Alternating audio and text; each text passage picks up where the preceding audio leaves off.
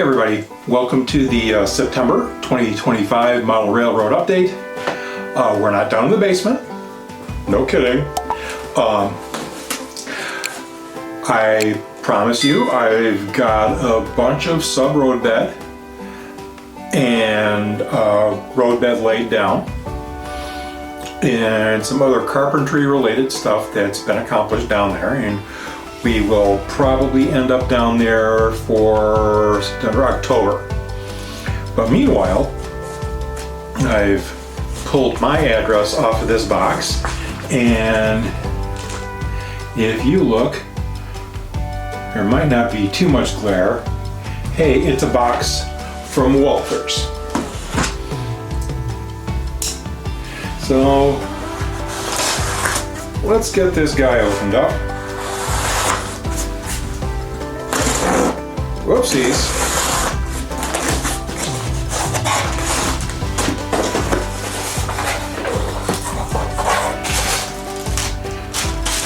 Oh yeah, ears in 3, 2, 1. Whee! Back order pipettes.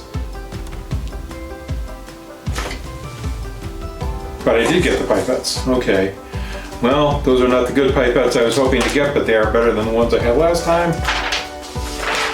So there's another package of that on order. Track nails, which I understand a lot of guys think track nails ought to be a thing of the past. I've not had good luck using construction adhesive to lay road bed and track. I've tried it. I'm not going back to that. What we do have here though is this PikeStuff kit, the shop, and we need to get this built, and we need to get it, well, minus the trim anyhow, painted red, and once all the trim and all that is on and it's red, we probably need to distress it some. And once we've done that, I'll know how to cut my next bit of plywood. So let's get this stuff put aside. Wow, it's put aside. And we'll get this opened up and take a look at this kit. Hey everybody, yeah, quick update. So I'm going to be able to build this kit because I've been building model kits since I was 10, so 48 years. Thing is, PikeStuff, produced by RixProducts, R-I-X. Hey, Rix. Hey. Hey, hey, hey, hey, hey, hey. You see this? Do you see this? What am I looking through, Rix? I'm looking through a window.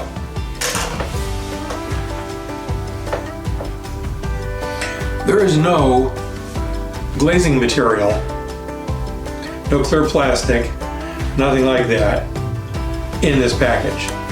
And I've read through the directions twice or 3 times. They're the strangest directions I've ever seen for building a model kit. But again, I've been doing this for a long time. Luckily I have what a late friend would have called my land of thaw. So yeah, I can deal with the fact that they can't be bothered to include any window glazing material in their kit, which I have to admit I find kind of annoying. No, very annoying. But I've got stuff squirreled away downstairs. I can deal with this. The other thing here that I find a bit annoying is this This is the floor. There's no floor to this kit. Perhaps it's their way of dealing with the modular nature of this kit, so you can build it. Oh.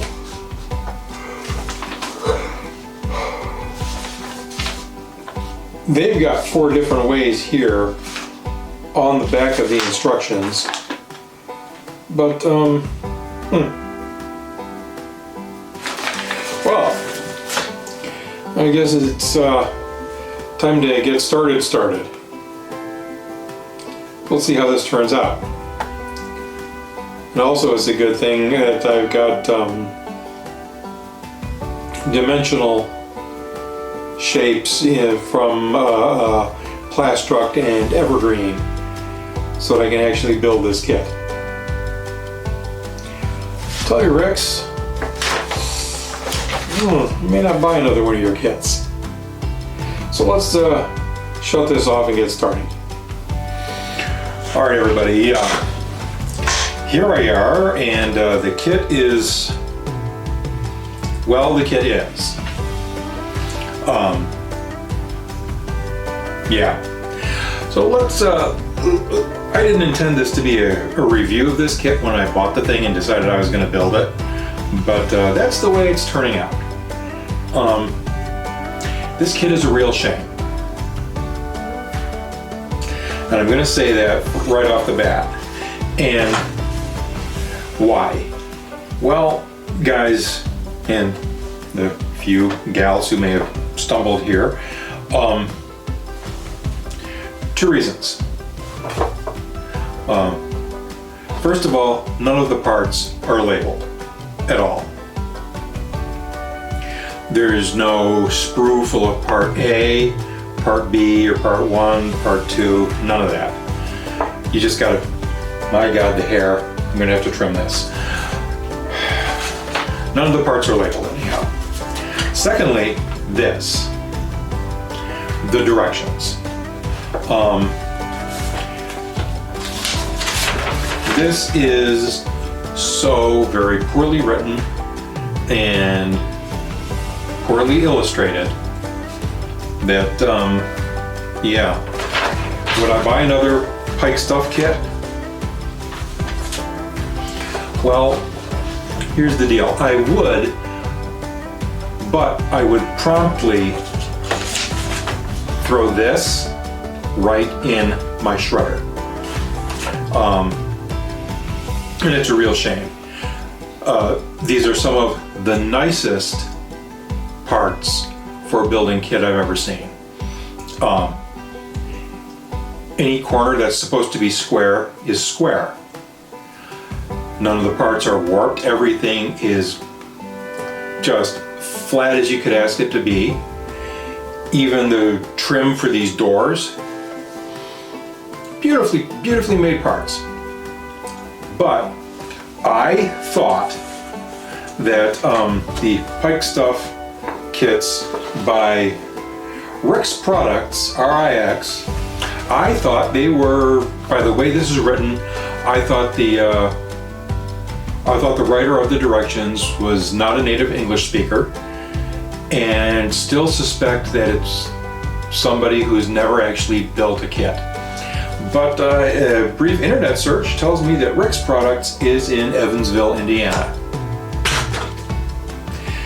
I think Evansville, Indiana has a camera for Virtual Railfan. Anyway, guys, I haven't shot any dull coat yet, but the red paint, the way it came out, looks pretty good, like it's an older building that was put up by Agway. I think he used these red and white colors as their corporate scheme, and I think it looks pretty good. You know, this little side building that's supposed to be the office goes on, you know, just nestles up nicely, and it's okay. As for the parts, like I said, corners are actually square. They're flat. I've never seen a kit with so little flash. It was, except for the directions, it was so easy to put together because I didn't have to spend hours cleaning the kit up. So I used some sprue nippers. I think these are from Zuron. Are they? It doesn't say on there. They're probably from Zuron. I have a very fine file here.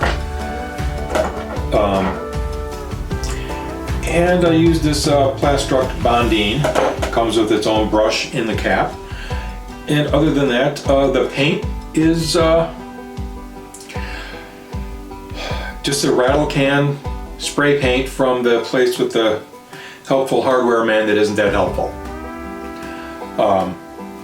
So that's this month's railroad update. Next month, I think we're going to be back down in the basement, and we are going to take a 2x8 sheet of plywood, because I had one ripped, and I think what we're going to do is we're going to place this. We're going to trace some track center lines, and we're going to cut some plywood so that we can have at least 2 tracks and then a driveway for trucks to come through, so farmers with bottom dump tractor trailers can bring their grain. And so that's about that. Thanks for watching, and yeah, we'll see you next month, guys. Bye-bye.